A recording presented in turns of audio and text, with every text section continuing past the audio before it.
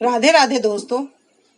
मैं आपकी दोस्त और आपकी होस्ट आपका अपने YouTube चैनल रोचक चर्चा में दिल से स्वागत करती हूँ। आप सब कैसे हैं दोस्तों?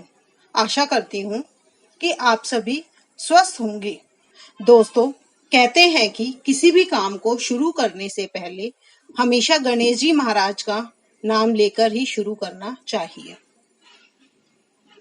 कोई भी काम भगवान गणेश जी का नाम लेकर शुरू करें तो उसमें सफलता मिलती ही मिलती है। और वैसे भी गणेश जी महाराज तो प्रथम पूज्य देव हैं। तो चलिए आज हम गणेश जी महाराज का जयकारा लगाते हुए उनकी एक कहानी आपके सामने प्रस्तुत करती हूँ। तो बोलिए गणेश जी महाराज की जय। गणपति बाप्पा मोरया। आज मैं आप सभी के समक्ष गणेश जी महाराज की कहानी सुनाती हूँ। कोई भी पूजा पाठ, कहानी, भगवान का नाम लेने से पहले यह कहानी या किसी से यह कहानी हमें सुनवानी चाहिए। तो चलिए शुरू करते हैं। एक बार गणेश जी महाराज एक छोटे से बालक का रूप धर के अपने छोटे छोटे से हाथों में एक हाथ में मुट्ठी भर चावल ले लेते हैं और दूसरे हाथ में एक छोटी सी कटोरी में दूध ले लेते हैं और एक गांव में निकलते हैं। गांव में पहुंचने पर वो एक एक करके सभी औरतों से कहते हैं कि मेरे लिए खीर बना दो, मेरे लिए खीर बना दो, मेरे लिए खीर बना दो, कोई मेरे लिए खीर बना दो। पर गांव की सभी औरतें, बड़ी बूढ़ी, सभी साफ मना कर देती हैं। गणेश जी महाराज बोलते हैं कि मेरे इन्हीं सामानों से कोई मेरे लिए खीर बना दो, बस मेरे ही इन दोनों सामानों का उपयोग कर लो, कोई मेरे लिए खीर बना दो। गांव की सभी औरतें, बड़ी बूढ़ी साफ मना कर देती हैं कि इतने से सामान से क्या होगा, क्या बनेगा, कैसा खेल करे। बालक तो बोलते ही रहते हैं, रहने दो, थोड़ी सी देर में खुद ही भूल जाएगा। अंत में वह बालक गांव के बाहर निकल ही रहा होता है कि उसे एक बूढ़ी अम्मा मिलती है। वह बोली, लल्ला क्यों परेशान है, मुझे बता। वह बालक बोला, अम्मा मैं पूरे गांव में घूम कर आ गया, पर किसी ने भी मेरे लिए खीर नहीं बनाई, बस इसी बात से मैं परेशान हूँ। वह बुढ़िया बोली, इतनी सी बात? ऐसा सोचकर वह बुढ़िया मन में सोचने लगती है कि मैं तो घर में बेकार ही रहती हूँ, मेरे पास कोई काम धंधा नहीं है और मेरी बहू भी मुझसे कुछ काम नहीं करवाती है, तो मैं क्यों ना इस बालक के लिए मैं ही इसके लिए खीर बना दूं। बालक का मन रह जाएगा और वो खुश भी हो जाएगा। यह सोचने के बाद वह बोली, ला लल्ला मैं ही तेरे लिए खीर बना देती हूँ। वह बालक बोला, मैया यह ले दूध और चावल। वह बुढ़िया चूल्हा जलाती है और वही कटोरा जो बालक ने दिया होता है उसे चूल्हे पर रखती है। वह बालक बोलता है, नहीं नहीं मैया, ये छोटा सा बर्तन मत रख, तेरे घर में जितना बड़ा बर्तन है उसको रख दे। वह बुढ़िया सोचती है कि चल मेरे पास तो कोई काम नहीं है, छोटा सा बालक है, मन रह जाएगा, यह जैसा कह रहा है वैसे मैं कर देती हूँ, बच्चा खुश हो जाएगा, बालक खुश हो जाएगा, मैं वैसे ही खीर बना देती हूँ।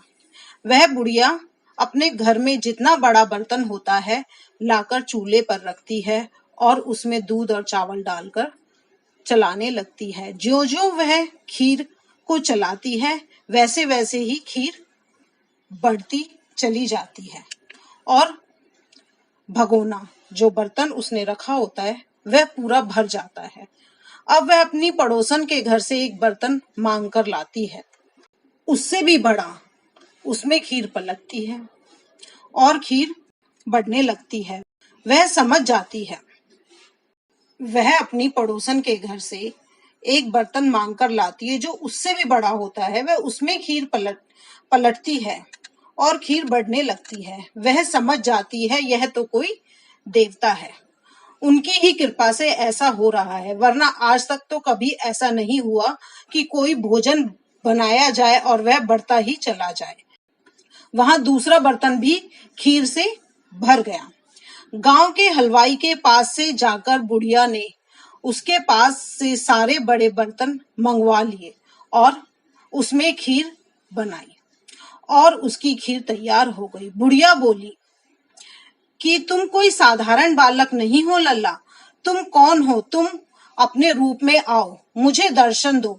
ऐसी दया भरी वाणी सुनकर गणेश जी महाराज अपने रूप में आ जाते हैं।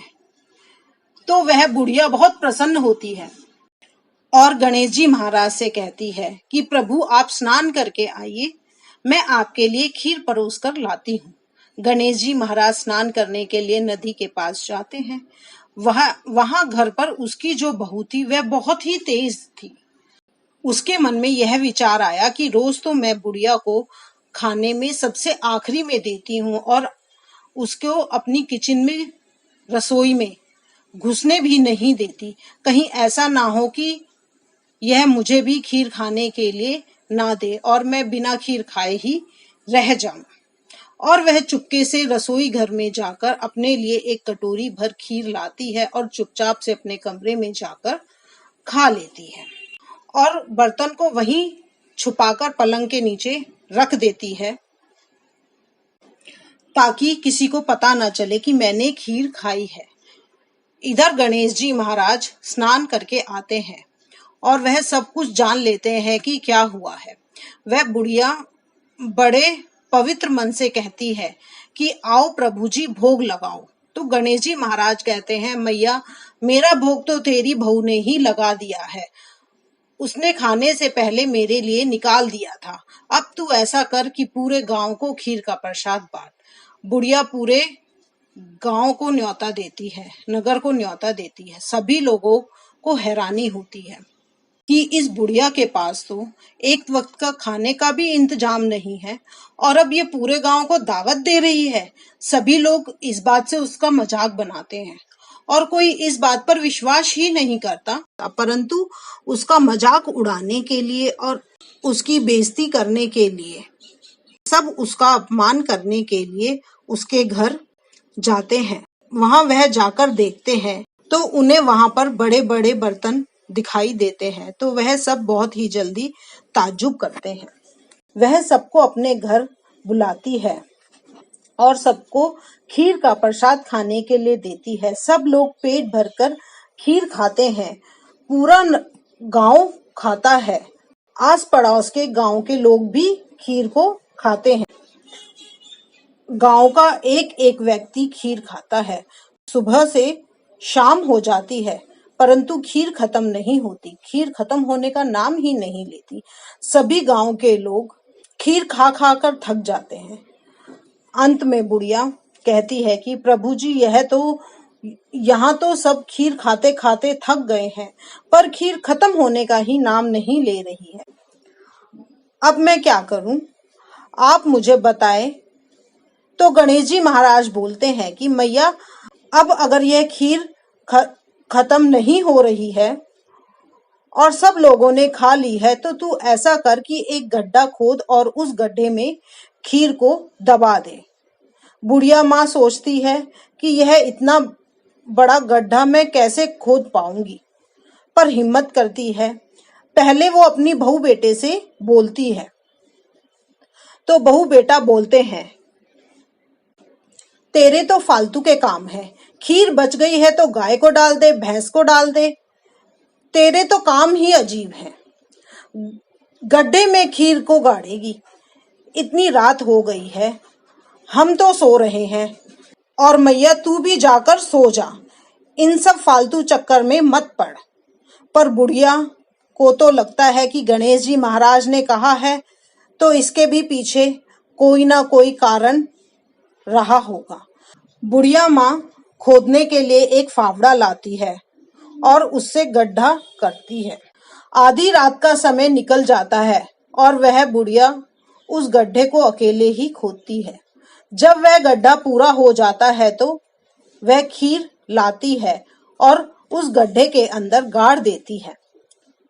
फिर सारी रसोई को साफ करके सोने के लिए अपने कमरे में चली जाती है। पहले के समय में ऐसा होता था कि लोग ब्रह्म मुहूर्त में ही उठ जाते थे, और ब्रह्म मुहूर्त का मतलब होता है कि उस समय अंधेरा ही होता है, उजाला नहीं होता। सुबह 4 बजे का वक्त ब्रह्म मुहूर्त होता है, 4 बजे से लेकर 4:30 बजे तक का वक्त ब्रह्म मुहूर्त कहलाता है। वह बुढ़िया भी अंधेरे में ही उठी। जैसे ही बुढ़िया उठती है और पीछे की तरफ जाती है तो वह देखती है कि इतनी रोशनी हो रही है, तो वह सोचती है कि शायद मैंने रात भर काम किया है और मैं थक गई हूँ, तो इसीलिए मैं आज देर से उठी हूँ, इसलिए सवेरा हो गया है, इसलिए इतना उजाला हो रहा है। पर जब वह बुढ़िया जाकर अपने कमरे से बाहर जाती है तो वह देखती है कि चारों ओर अंधेरा है। पता नहीं क्या हुआ, ऐसा क्या जादू हो गया। वह अपने बहू बेटा दोनों को आवाज देती है। बहू बेटा भी दौड़े दौड़े आते हैं कि क्या हुआ बुढ़िया को। कल सारे दिन बुढ़िया ने काम किया था, सारे रात अकेले गड्ढा खोदा, कहीं कुछ तबीयत तो खराब नहीं हो गई बुढ़िया की। वह दौड़ते हुए आते हैं और बेटे को बताती है कि वहां उजाला हो रखा है, चलकर देखो क्या हुआ वहां पर।